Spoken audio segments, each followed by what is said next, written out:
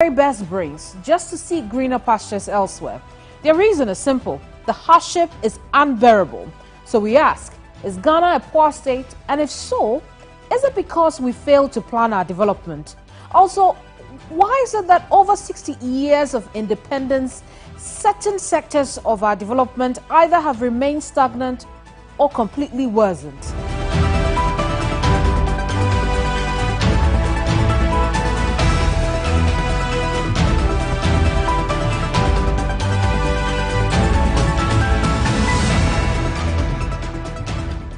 My guest today is a development planner and economist. He now leads Ghana's body mandated to plan the country's development.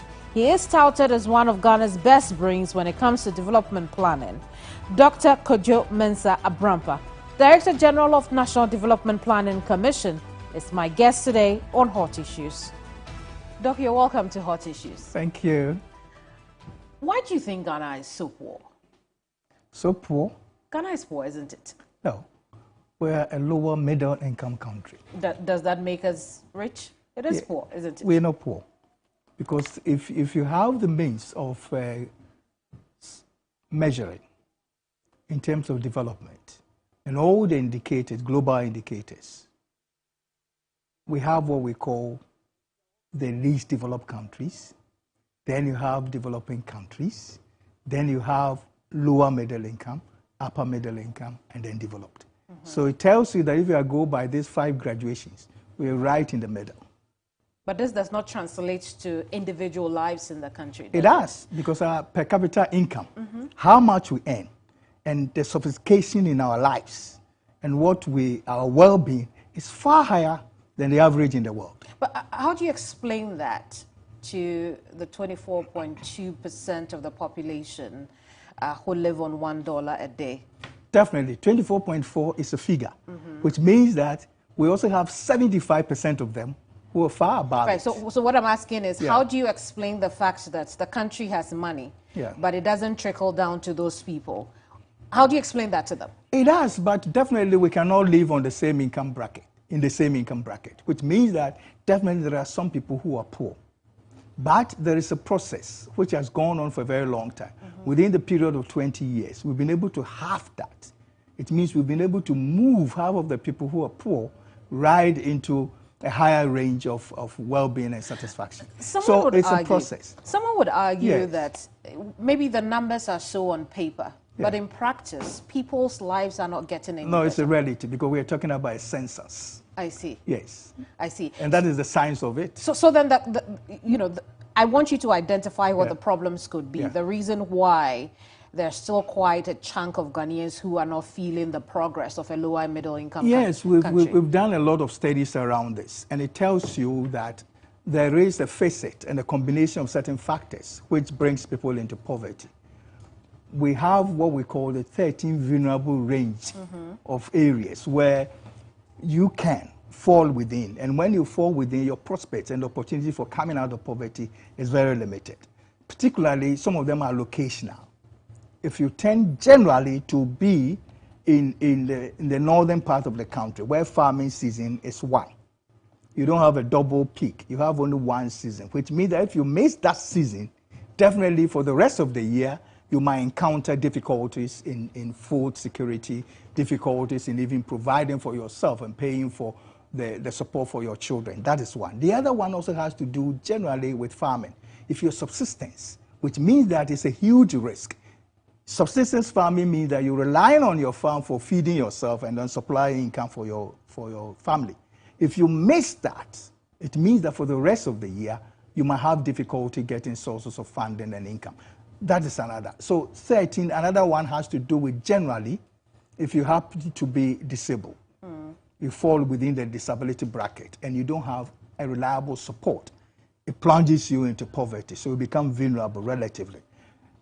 And therefore, and generally, it's also gender dimension, which means that if you happen to be a woman and you happen to be on subsistence farming and you happen to be somebody with disability, it means that you have all these three things falling on you. And you might find it difficult to come up because we tend to have in a quite a bit of a polarized society where decision making is also genderized. And these are some of the things. But what I would say is that these areas have been identified. I see. And there are specific responses which have been developed. We'll get into those specific responses. But so Ghana isn't poor, you say? No. Then I'd ask, are you happy with the level of development so far? What would be your assessment? Well, let me say that given the trend, we have been doing quite well in terms of the trend. In terms of expectation, where we wanted to be, we are not there yet at all. Because if you look at our plans, we're definitely not hitting the target which we set for ourselves, which means that we need to accelerate to be able to catch up. And that is obvious. But Doc, what is quite well if the people are not feeling it? If the people are not realizing the returns of quite well? I think that, you see, people, who are the people? We've done the census, we've done counting, we interact with people, and the situation is improving. It's not deteriorating. We went through a period of challenge which really affected our plans. We need to review our notes and everything to be able to respond to that. But generally, we've gone through a period of improvement. If you have a situation where the social sectors are responding positively in terms of people's access to education, people's access to health, people's access to water, people's access to even the economic side, energy, it is. But there is a typical challenge which we've identified. Particularly, we need to grow what we call the areas related to manufacturing in order to change the structure of our economy.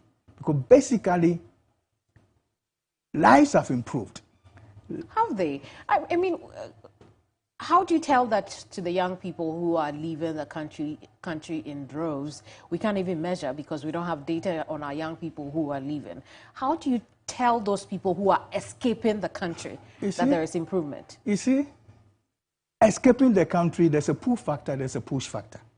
This one is a pull factor. It's a push factor. It's a pull. Is it? Yes. Is it? Because just 5 years ago, just 5 years around ago, the world, around the world, they have also faced the same external factors. Yes. However, our people are willing to go there instead of stay here and hope that things will get better. It's a sign of a failed development. Not at all. Not cycle. at all. Not at all. Because there is a pull factor. There's a pull factor. The pull factor was that 5 years ago, if you go to Britain, America, Canada, and you're looking for a job, you struggle. Today, they have a problem. They have a gap. And therefore, they are putting resources there to pull. That is one thing. You note that as a problem. And how do we respond to that as a country? Because definitely, the opportunities there might be in terms of wages, might be in terms of what you earn as an income. Is it really? Because, Doc, some of our people who are leaving the shores of our country into these places are doing menial jobs for very unsatisfactory wages. But they want to do it anyway because they would rather be there than be here. And you're telling me it's not a sign of failed development? It's a matter of income. It's a matter of only one factor that you are using to measure. Income. You are earning more income. But there are so many things that pertain to development. There are the things that you are also losing over here, you might not factor it in. Let's talk about those things. What are they losing over here? They are losing so many things. Like the what? Satisfaction of a family, the satisfaction of being with your colleagues, the satisfaction of contributing even to the development of your own country. All those things are factors. The satisfaction of seeing and growing not only you, but also along with the other parts of your family. People are missing things here, which if you give them that same amount of money, they would like to come. But these things you have mentioned are on the individual level. Imagine things were better on the macro level here in the country. They would stay. No, it's a comparative thing. No. Let's look at it. It's a comparative thing. Definitely those countries that they are choosing to go are doing better. There's no doubt. But we are not doing worse. It's a level of development which you have. You know, some 30 years ago, there were drones of Ghanaians who went to Nigeria. People's incomes, drones of people who went to Nigeria. People's incomes are no longer helping them live the lives they expect to it's live, not just income. because things are expensive to buy. Yeah. People are not getting access to quality healthcare. And you talked about access to healthcare, but quality is becoming a problem. You know something? Health access is relative.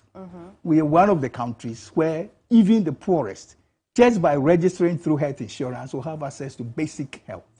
Many countries sees Ghana as a model when it comes to access to health. When it comes to health delivery. What is basic health? And all our indicators are reducing. Maternal death has reduced drastically, halved within the period. Infant mortality has reduced drastically. Our access to nutrition, food security, child issues that had to do with stagnant growth, waste, and all of them indicators are there to show that they have all improved within the last 10 years, which is fantastic. Many African countries compare all around us, and these are figures which you use it in relative terms. Even in countries that are developed, they're still struggling with some of these parameters and figures. So again, as a development practitioner, you tell me how you are processing what people say about the country, the fact that things are difficult, the fact that they want to escape what people are experiencing in the country. Let me say that saying things might not be factual.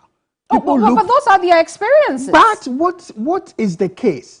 Saying and the reality. I can sit here and say I'm hungry. Doc, haven't your bills gone up? Haven't your bills gone up over the last year? It has. So what I'm saying is that their experiences are what they are telling us, that life is difficult because we haven't progressed as a country. They are telling you that when they go to the hospitals, they are not getting beds to sleep on. They're telling you that their children have access to education. However, the quality of education, they are questioning. No. We have the best result in our education trend since independence for secondary education. The best ever. I see. And that is it. So we use facts and not just emotions and not people's lived experiences. No, facts. What is facts to people's lived experiences? How many students are now moving from junior secondary school to secondary school, and how many of them are scoring better? We are scoring better grades in English, better grades in mathematics, better grades in integrated science, better grades in social integration. What again? Doc, are we saying? Are we picking the facts? The facts as you call them? Yes, over people's lived experiences. No. Lived experience is expressed in facts. Lived experience. So then, it's not mine alone, which is a case.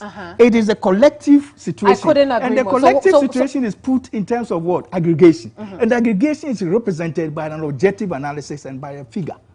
And that's what we use to capture that. Other than that, we can't go to every individual. We pick the individual, aggregate it, and that is the score that we look at. And it shows. The figure shows that our children are improving in terms of the scores that they obtain in an examination, and nobody doubts that. It's factual. They are improving. They've moved from a 31% in terms of mathematics to about 60% in terms of pass rate. Is it not factual? I is see. It not a fact? But then again, if the idea of quality education is only on scores, haven't we missed the at that whole point level? Of education? It's an integrated education, integrated, collective education. I'm just using this as one. You go to early childhood. It's not just we are introducing them to critical thinking. There's so much emphasis now on early childhood education, which I did not have. And that is a way to start training them from time zero, and that's what they say, the critical time to time that will be 5 years. And this is a focus.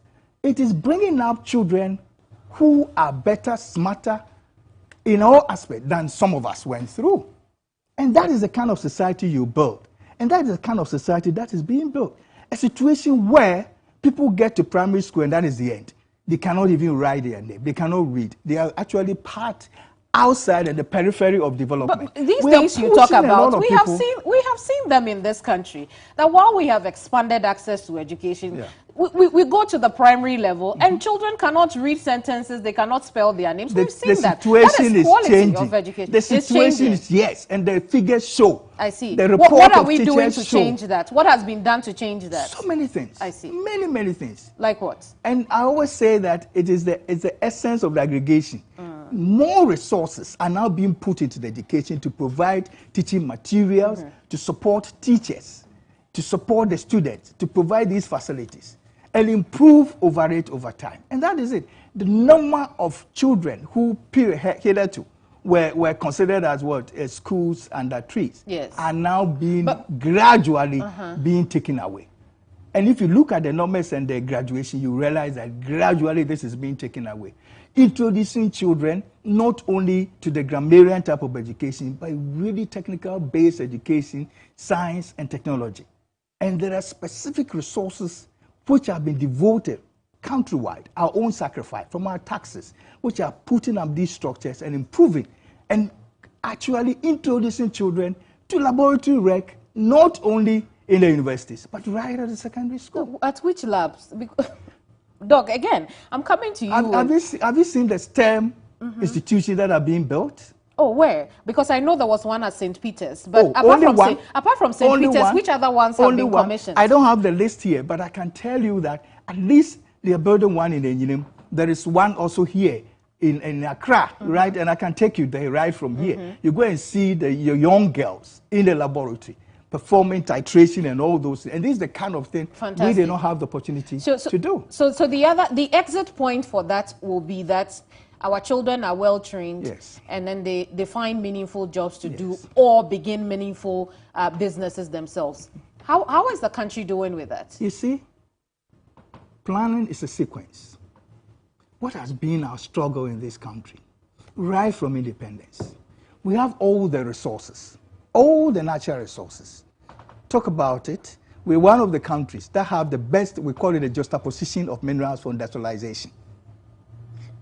And yet, we export about 80% of them in a raw form. When it gets out, they process it, and they bring it down to us. So you realize that the two prone areas which is pushing our development is primary source and the tertiary source. And that is agriculture and mineral development, and then also services. The middle part, which is the industrialization, even in this year, with all the effort, agriculture grew at 6.2%, services at 6.3%, and industry -2%. Manufacturing actually -2%. Why that? Why? Because the structure of our economy is wrong. We have always been pushing for primary processing, and then you go and do the trading. But the middle part, why were we not able to do that? The skills, right from independence, this has been the issue. The skills to be able to turn this around, to be able to, get our manufacturing sector down. Are there particular skill sets? Yes, definitely. Are there particular skill sets that were needed for that? Definitely. You need to have engineers. You need to have people who can do the science and analyze and get the manufacturing sector going. You need food experts who can process the kind of food that we produce. We have been training food scientists, engineers. How many of them? How many of them? From across all the public institutions. 18%. No, hang on. 18%, given the number of people that would go into the sciences. No, hang on. See where I'm taking the question.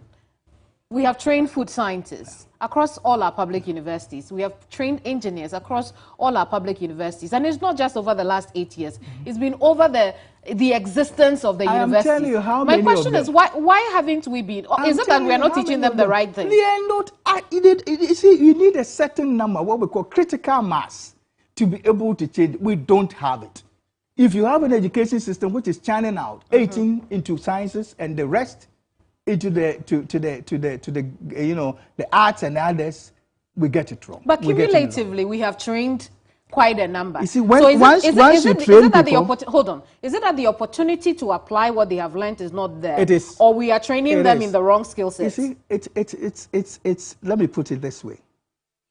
You need a critical mass to be able to work and come out with a real attainment of where we want to reach.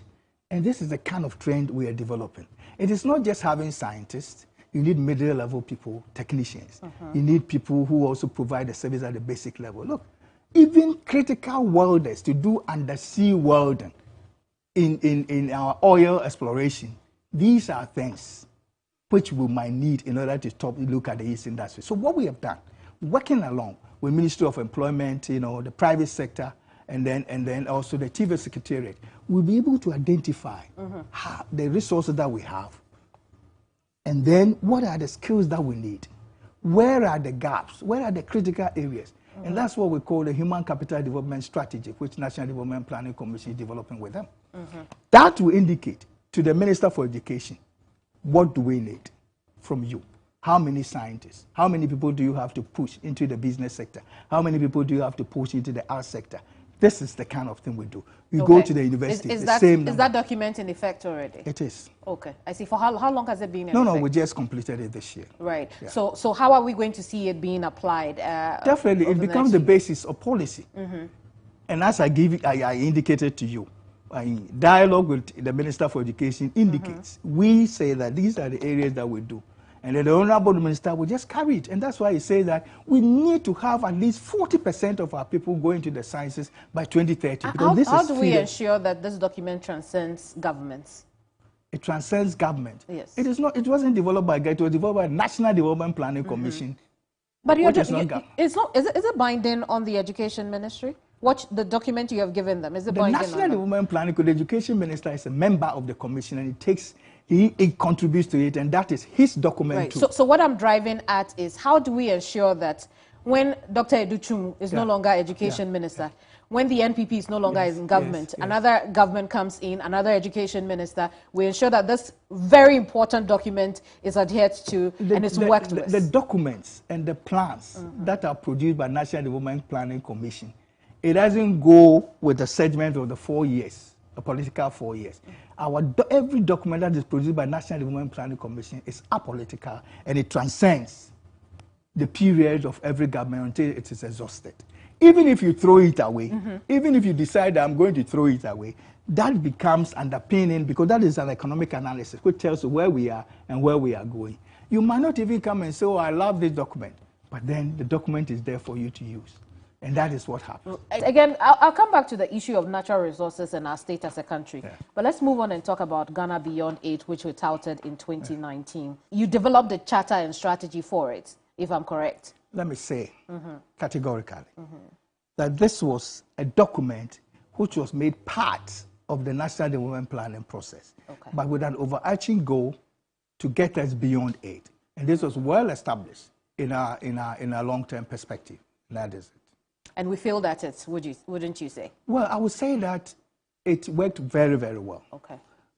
And I can say that the document which came into being, I think, 2017, you see a real progression of gradually getting out of it.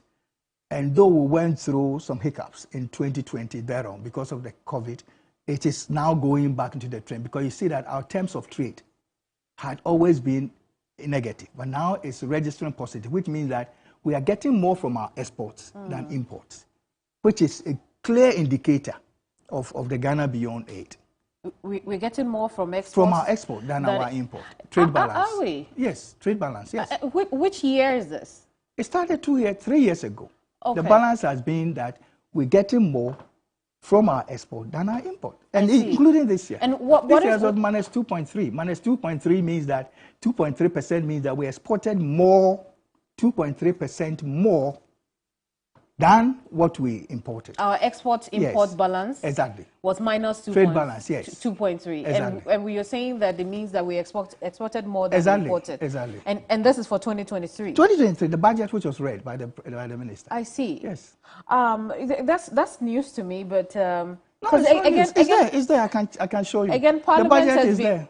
I get it. Again, Parliament has been very worried about our import balance. I remember that they tried to do something about the $14 billion. And the 2.3 is just a hit. But we could do more. We could do more. And there are so many things which we import which are unnecessary because it can't be produced locally.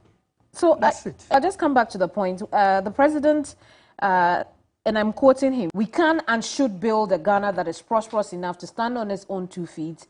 A Ghana that is beyond dependence on the charity of others to cater for the needs of its people." But we haven't seen that over the last few years. It is not just 1 year. It's a progression. It's a sequence. It's an action. It's a goal. It's not only in the last year. It's not an action. It's not only in the last year that I just gave you a case. I got the point about the export and import trade balance. But I'm saying and that definitely amount. No, hang on. Like you said, it's just a hitch. Which means that it's really not giving us capital to spend, and we've had to find other ways to raise that capital. One of the ways that we did was to run back to our donor partners and tell them, give us some more money. And we have done that. It's not just the last few years. It's not just that. And as I said, there was a process which was started in 2017. And if you look at the figures from 2017 to 2020, you realize that almost all the donor support for our sectors was going down, and there was definitely an alternative which was provided locally.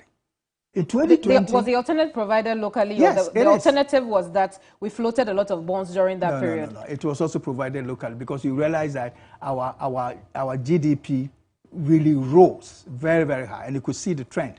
Because if you register the growth rate of about 8.2%, it tells you that you've generated a lot of resources within. And that is it. And this was consistent. The average between the average at the period was 7%. And it's an envy for a country to be growing at 7%. Very, very huge envy. I see. So it tells you that we're on the path. Yes. The unanticipated situation happened. And therefore, we need to juggle a lot of things to be able to, because just growing for 3 years doesn't give you, the necessary stability. You are still vulnerable. Yes. The resilience was low. And therefore, we really suffered. But you could see that because we built those 3 years, turning around is becoming a bit easier than expected.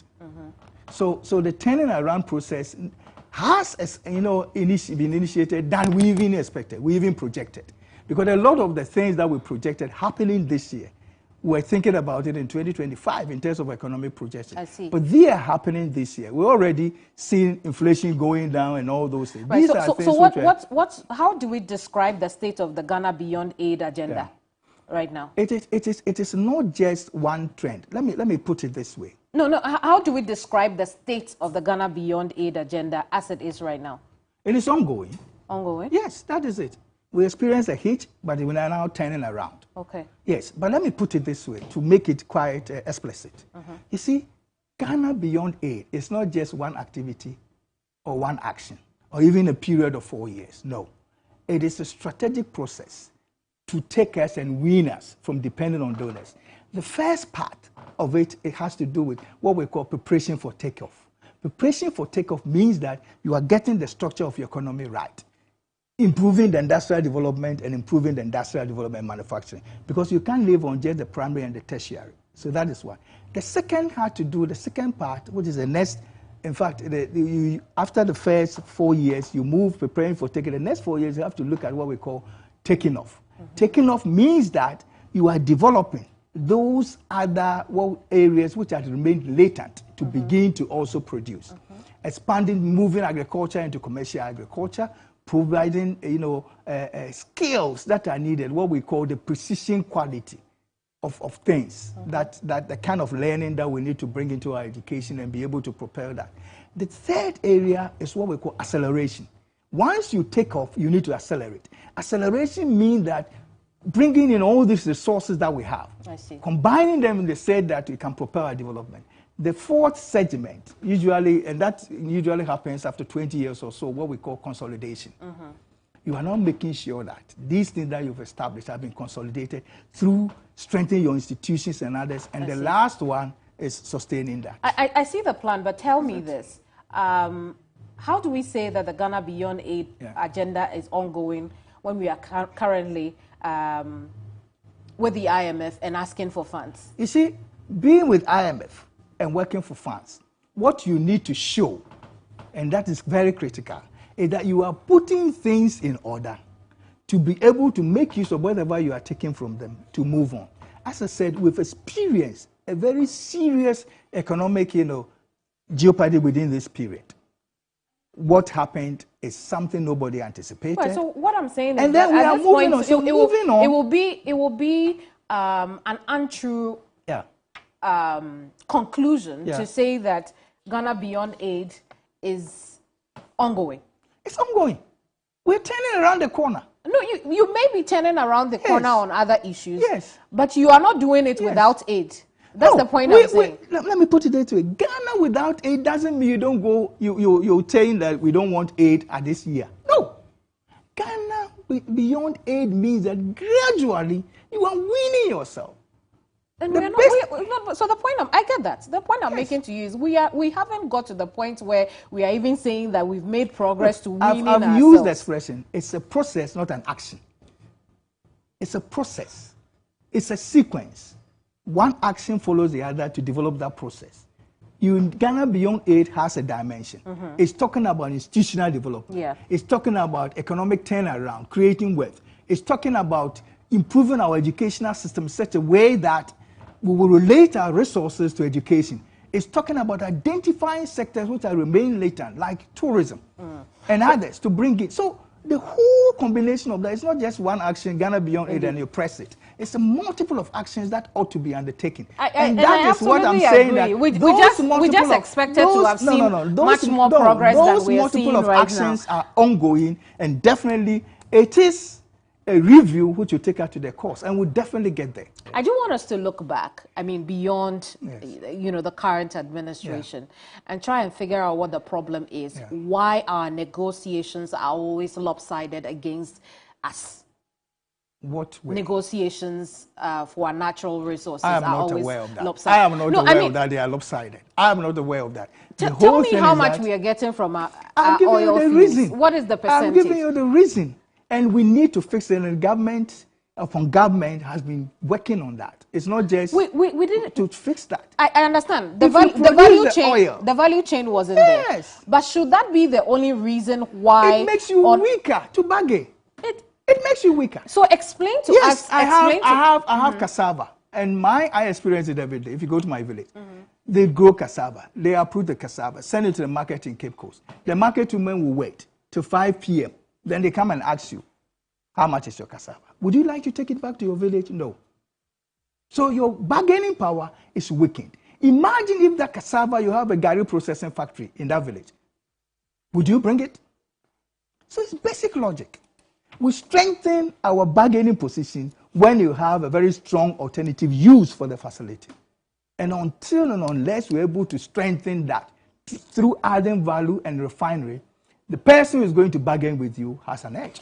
Could it also be an issue of leaders just signing bad deals? I don't think leaders will do that. Whoever that leader is, I don't think they go just to have bad deals done. No. Really? And some of these negotiations, they bring in advisors, seasoned advisors, to support them to do that. And I know some of them are even provided for us free by the UN agencies. To support us. From a development point of view, simplify this for us. How is it that we own the resource in our own country, and yet because we don't have processing for the natural resource, which is the beginning of the value chain, we have a weaker position because of that? And I'll give you an analogy of that. Simplify. It's basic. I've shown you, and the most simple example I can give you is cassava. In my village, that one I experienced it. We grew cassava in our village. We sent it to a market in Cape Coast, raw cassava. They wait till 5 p.m. The poor farmer, 5 p.m., they come and say that we are offering you this. What have you got to say? Sometimes taking it back to your village means that you are going to pay for transportation. Back to your village, to do what? So what stopped us? What stopped us from moving further all these years? That is what is happening. And it doesn't take 1 year to build a refinery. Hold on. Let's just speak beyond the current administration. I'm not talking about current administration. I'm saying that as a country, why do you think it took a long time for our leaders to come to the point where we realize that this is what is giving us, the weaker bargaining chip at the table? You know something? It is not just now, and if you read the speeches of all our past presidents, it's there. The point is, for each of them, a step is made, and then you add on, and then you add on. So for some of them, it is not just starting; they are continuing. For some of them, yes, it has to be initiated. So it's a process. But the sad thing is that you are not bargaining with somebody who also likes to give in easily to you. I am taking your bauxite raw. You want to build a refinery. Okay? Do I support the building of the refinery? No. Well, if it's not going to help my people, I'll leave it in the ground. Exactly. So these are some of the things you bargain. And then you look at it in terms of viability. Does it stay on the ground? And there are so many minerals which are in the ground, honestly. We are not exploiting because we think that it is not viable, just exporting the raw form. And therefore, you need to build a refinery process to be able to do that.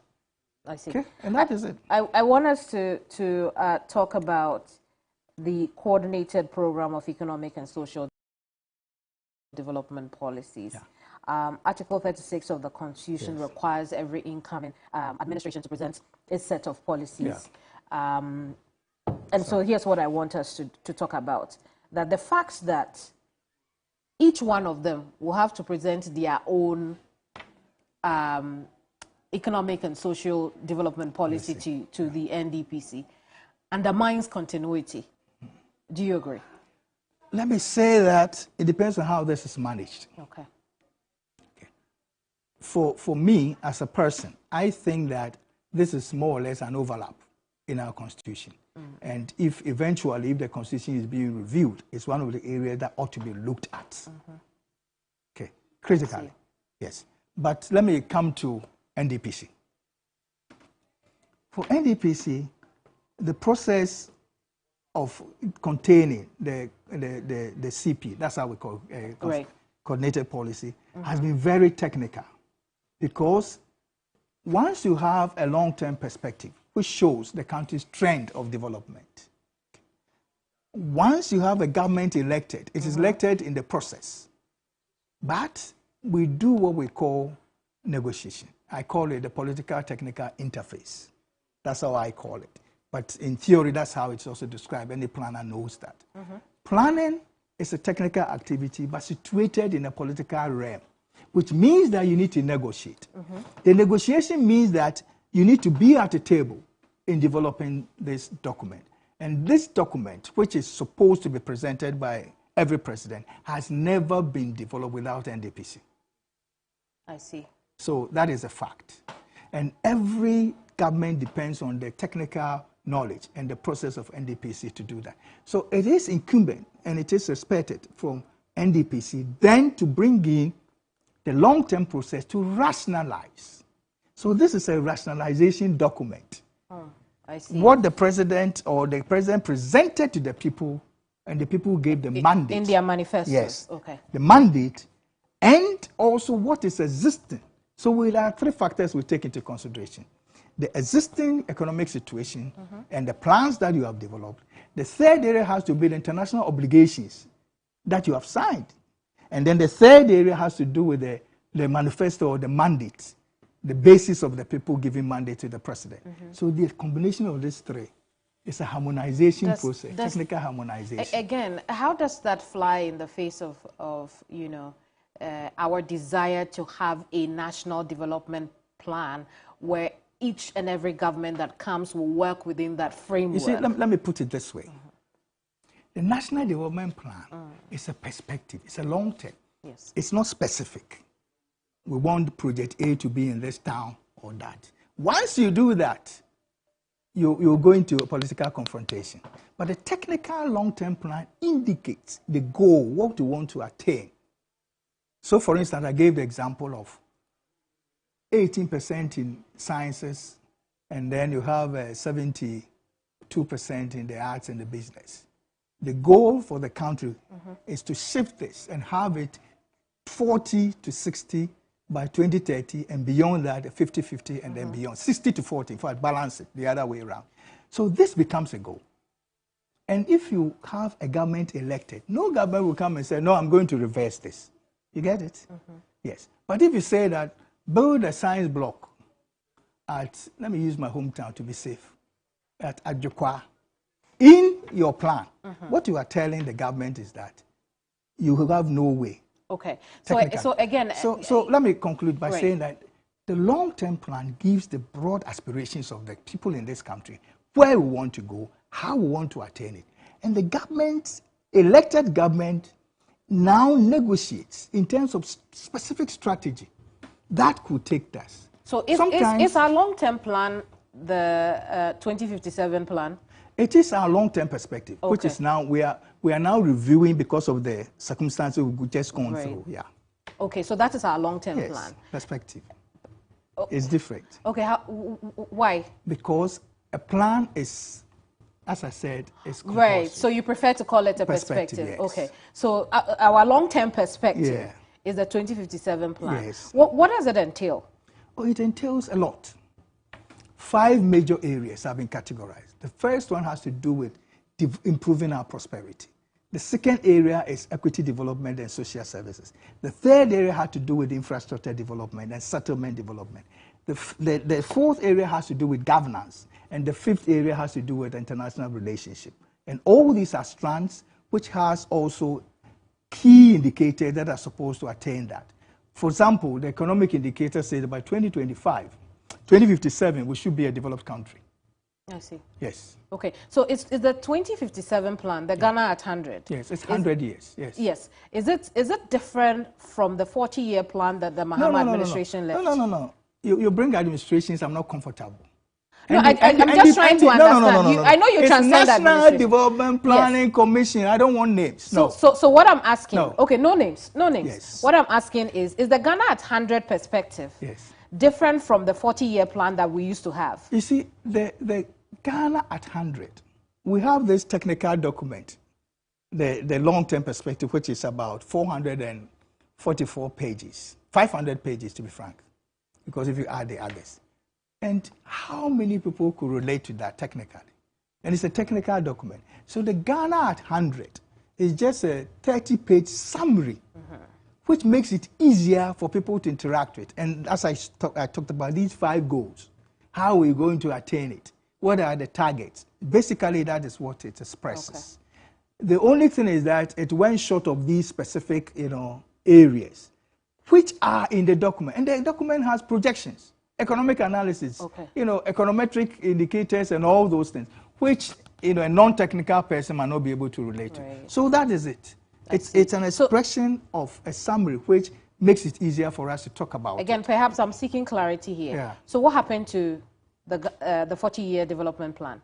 Oh, it's a technical document. That's what we use for our work. It's still there? Yes. I see. So let's talk about those that you broke down, because I know that at some point you broke it down to an 8-year plan, then we had the 4-year plans. We've done poverty reduction 1, poverty reduction 2, which ended in 2009. And then we also have the shared growth strategy as well. We are on the second phase of that. No. We are still on the first phase? No. Okay, where are we? So let me say that the coordinated program, which you mentioned, is what you're talking about. Okay. So we have transformative growth, better agenda, poverty reduction strategy 1, 2, 3, and all that. In 2017, the current president launched what we call Agenda for Jobs. Okay. So we have Agenda for Jobs 1 and Agenda for Jobs 2 for the current president. The previous president had the transformative agenda, shared growth, and then you have the Better Ghana agenda, also shared growth 2.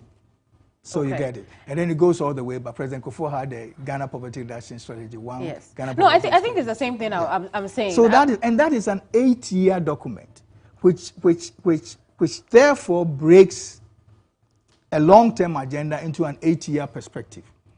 The 8-year document is a consolidated program.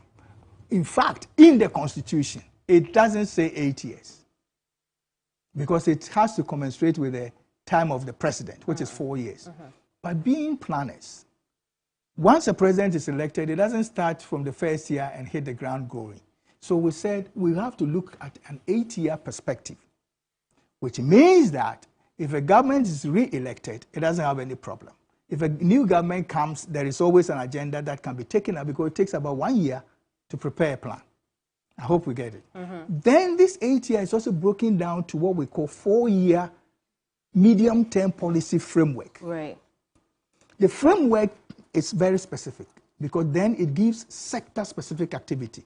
So Ministry A, Ministry B, Ministry C, Education, Health, all of them bring their policies, which are harmonized to this. And then we have a medium-term development plan. So Doc, the reason I mentioned those was actually in relation to the coordinated program. Yeah. Right. So what I'm saying is that we know that a couple of those have expired and the second form of them have started, like you have shared. So I want you to assess how far we have come as a country. On poverty reduction, you have told us something already. So on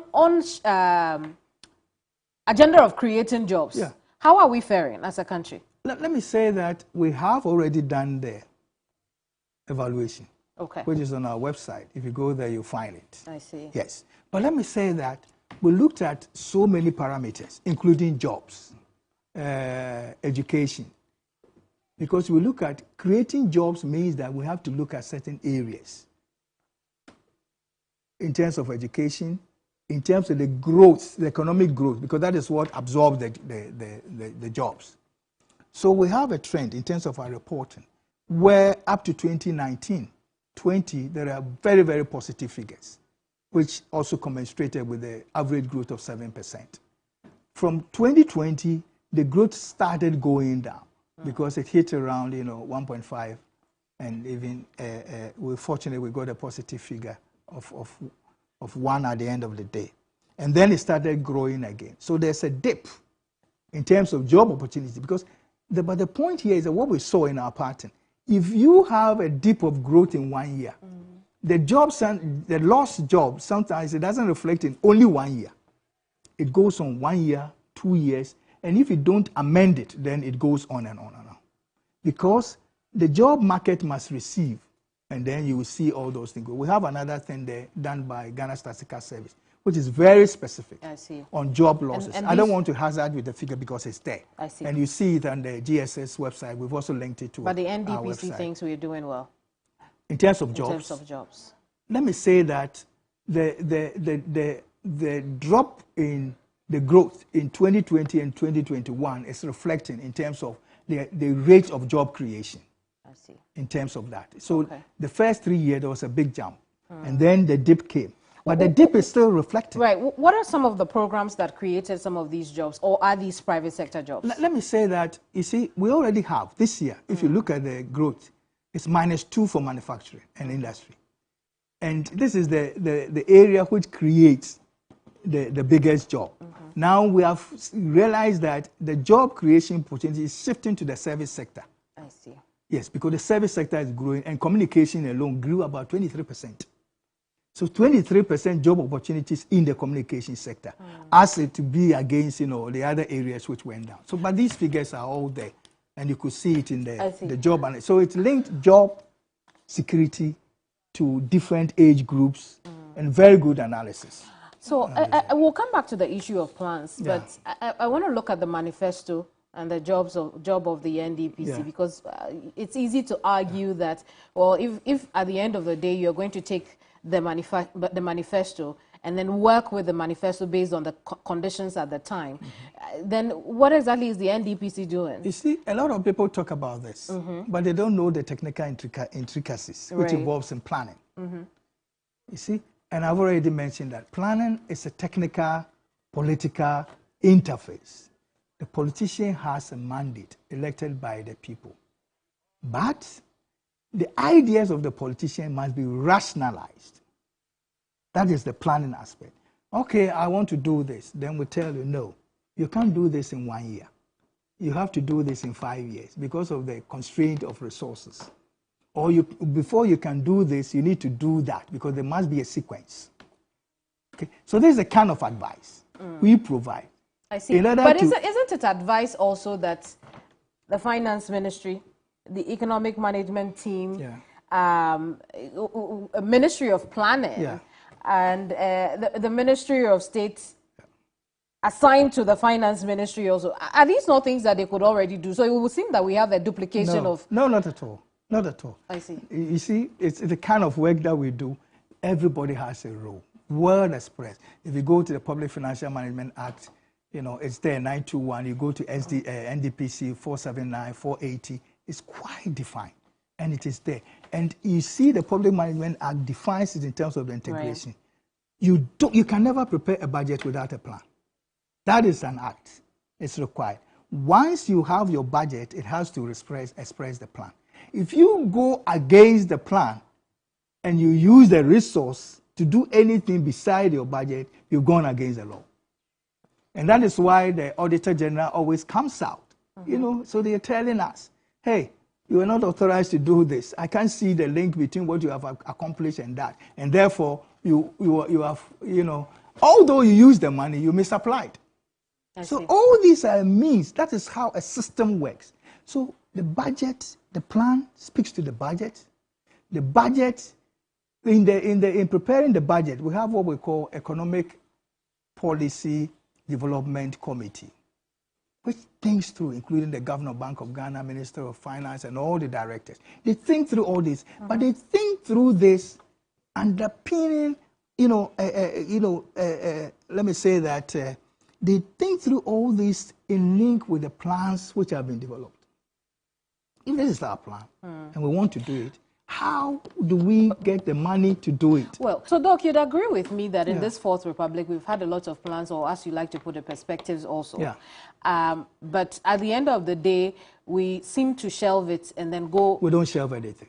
I see. That's so we haven't failed at implementing our plans. Let me ask you. All of the Fourth Republic. We assess the deviation and we improve upon it. That's what we do, and we always give them a feedback. That look, your budget that you have implemented, and compared to our plan, your deviation is at this rate. We would like you to improve, and we give it back to them every ministry.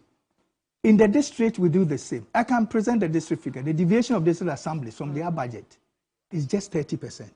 70% of what they say they want to do, their budgets respond to it. And it's a huge improvement. 4 years ago, when we measured, they were at 20%. 20%. But when was then we got them improved. So now they are implementing their own plans. So, Doc, give me an instance when you rejected a plan that was brought to you and had to work on it. I work on a committee which I cannot devote. If you do, you can go to the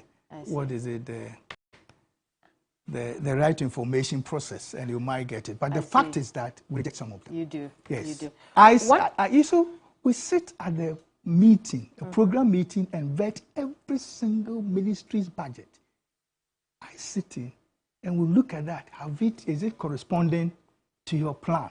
And if it's not corresponding, I tell you. And they run to NDPC. I see. Well, so the NDPC is much powerful than we want to talk about. Well, let me say that if you look at the acts and the law, if we are applying it as it is, it's a very powerful institution. The fact is that sometimes, and that is what I would like to state, you see, you also have another policy or legislation coming out. You see, and sometimes taking part of the powers of NDPC. Like, give me an instance. No, the establishment of Ministry of Planning. Okay? And it tells you straight away, if you have a Ministry of Planning and NDPC, then it means that is going to be conflicting. Right. But the president has a rationale for doing that. And when it came for the review, and he said, now we don't need the Ministry of Planning, it was clear. All planners were comfortable, and we saw the authority of National Development Planning Commission. And I've seen that you have decentralized planning, all the way to the local government. But we haven't decentralized money necessarily, the funds or the resources to support those plans necessarily. For some of them. Yes. How much of a challenge does that pose to It is much of a challenge, but let me look at the positive side of it. You know, the districts have two major sources of funding, three. Their own generated sources, the government sources, and from donor and others. And if you look at it, we're still very dependent on government sources as against internally generated resources. So for us, what we want to do and what we advocate strongly is that much as the central government is actually sending resources to the district might also enhance their internal generated revenue. And we are supporting, working with the Office of the Local Government Service to strengthen them. In fact, we just ended a meeting 2 weeks ago in Kumasi, just on that. And it's working. We were monitoring it every year. We monitor. So the plan is to monitor them? Yes, we monitor. But at the local government level, are they adhering to their plans? Because I've seen some very great plans on your website. And I said 70%. 70%? That is the rate, yes. Even here in Accra? They are doing very well, far better than many ministries. They're doing very, very well. Wow. Because they get quite a little amount of money, but they put it in their plan. 70%. I see. That is it started around 20%. We monitor it every year. Now they are 70. Let's quickly talk about the 24-hour economy, which is, you know, big story across the country. How is the NDPC processing the 24-hour economy proposal? Well, we haven't received any proposal. Well, it's not an official proposal. Doc, you know where I'm going with that. Let me say that I don't know the details of it. I only heard. But you know the concept of a 24-hour economy. Yes, 24-hour economy it's something that we know. But, you know, the way it's being described by different people, I hear different inputs from different people. Well, we want to... I don't really want to comment on it. The bottom line is, but let me say that. Let me say that in our long-term perspective, one of the things we have emphasized to support the 24-hour economy is to really digitalize. I see. Because I can buy a book from my home without necessarily getting up. So it's there in our medium perspective. Okay. It is really there. But it is hinged upon the digitalization of the economy. And it's happening. I was at home, I was surprised last week, and I heard somebody ringing my bell. And then I stay with my daughters. So I asked them, what's happening? So we asked for pizza. 12 midnight? So yes, and the guy was there to deliver. How did you do it? He was just smiling. Yeah, but so a job for the person, satisfying the person in the house. So, and that is through the email. Sorry, the mobile phone. Right, but that again, that is quite simple of what the nighttime economy is. No, but what the proposal is that we have heard is to expand it bigger. That not only would we have online businesses running, but we'll also have physical businesses running in the nighttime. A lot of the economy that really operates, you know, timeless situations depend on services. It's a service oriented, and service orientation in our current situation is based upon the digitalized process. And one government to another, we've worked on it seriously. We are one of the tops in Africa when it comes to a digitalized economy. We are one of the tops. So you agree with the Vice President that it is not novelty? Well, I will not sit here and say whether I agree or not, but I think what he has said is something which has been in the document and is being implemented. And the emphasis on the digitalization process is very, very important to identify a Ghanaian. Why did they come to my house? Because they use the postcode to identify. Hitherto, we're using trees and women to describe ourselves. So what I say is that this is a process. It's not an action. And the process is already identified, and the economy is being worked on. Whether it's 24 hours or 12 hours, the basic thing is the engine that pushes it. And once you get the stretcher going, the rest is with the private sector. The private sector, the demand and the supply will indicate whether they should work in the night or work in the morning. And that is it. You go to some areas, they work in the morning. You go to some areas, they work in the night. When I was going to school in Europe, I worked in the night. Doc, thank you for coming. Yes. Thanks for talking to us.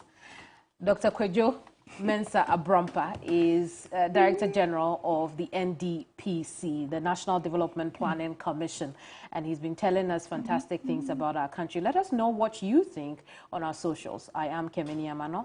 This is Hot Issues. We'll see you same time next week. Bye-bye.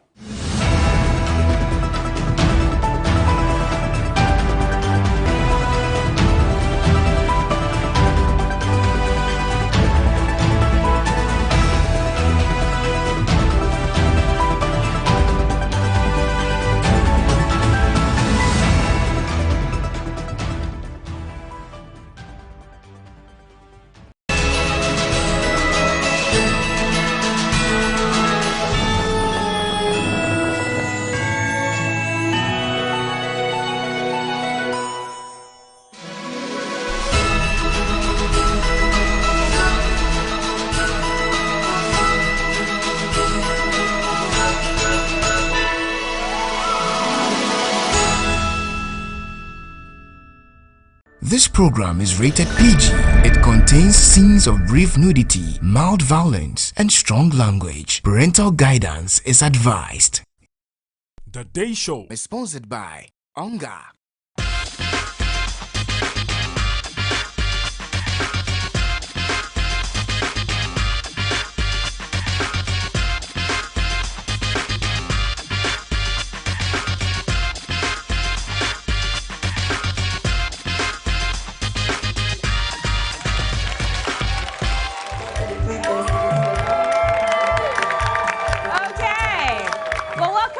iconic edition of the Day Show today. Well, I'm saying iconic because we have a special woman who's joining us, and she's talking about women empowerment, men empowerment as well, which is equally important. And then also, we're talking skincare, making perfumes, doing art, all in one. It's a packed show, and I'm glad to be here to be your host as usual. My name is Berla Mundi, and I'm here with my studio audience and DJ Filter. Well, special shout out going out to Dr. Ash Furniture for our lovely furniture. You can find them on the Spintex Road close to Manette Junction. Everything that you need in your home, you'll find at Dr. Ash. Just walk in, give them an idea of what your home looks like, and they will curate an experience and also create the space that you require. But also, big thank you going out to Bivet Styling and Christy Brown for my look for today. You like it? You like it? You like it? You like it? Anyway, let's get serious. Now, we'll be talking to our guest very soon, but before that, I want to introduce the video of the day. And when we get back, guess what? We'll be speaking to our first guest. Have you heard of McBansey perfume? No?